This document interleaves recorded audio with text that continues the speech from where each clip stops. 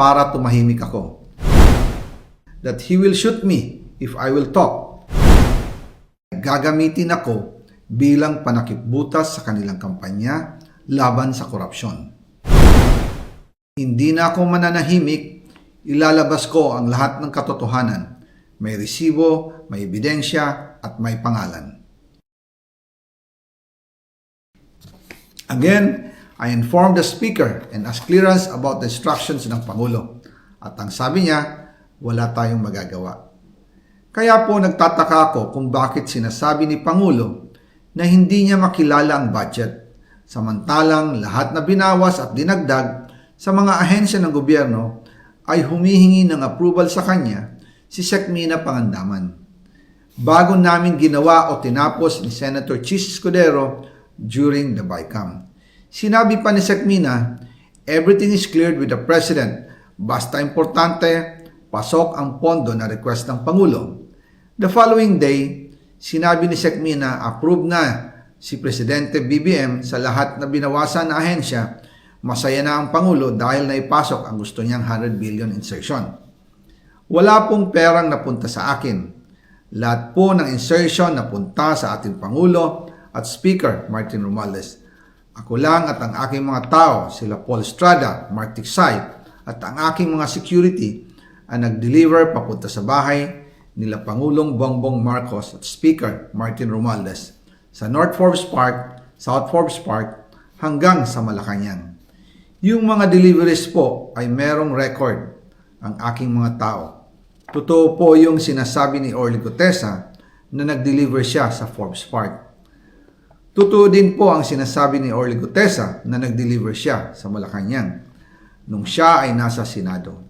Para mapatunayan ang mga litrato na deliveries ay ilalabas ko po together with this video.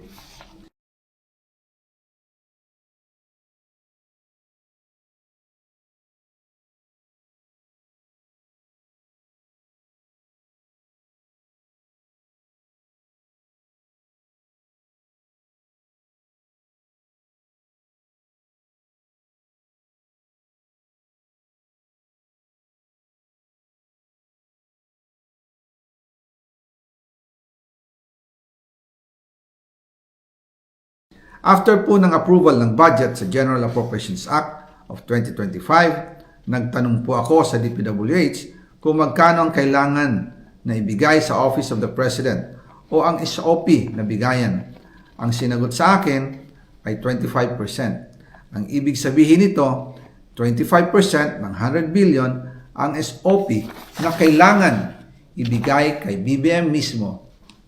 In total, 25 billion ang napunta kay Pangulong Bongbong Marcos.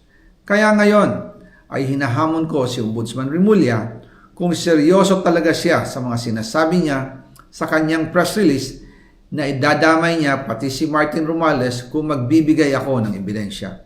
Patunayan niya ngayon ang pronouncement niya.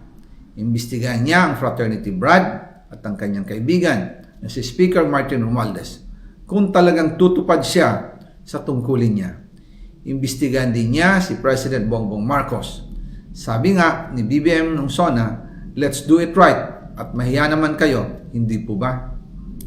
Nananawagan din po ako sa Senado na imbestigahan ang 100 billion insertion ni Presidente. Alam ko po na hindi gagawin ni Ombudsman Remulla ang hamon ko. Pero magaling ang Senado sa imbestigasyon at ako ay naniniwala na dahil sa kanila, lalabas ang katotohanan.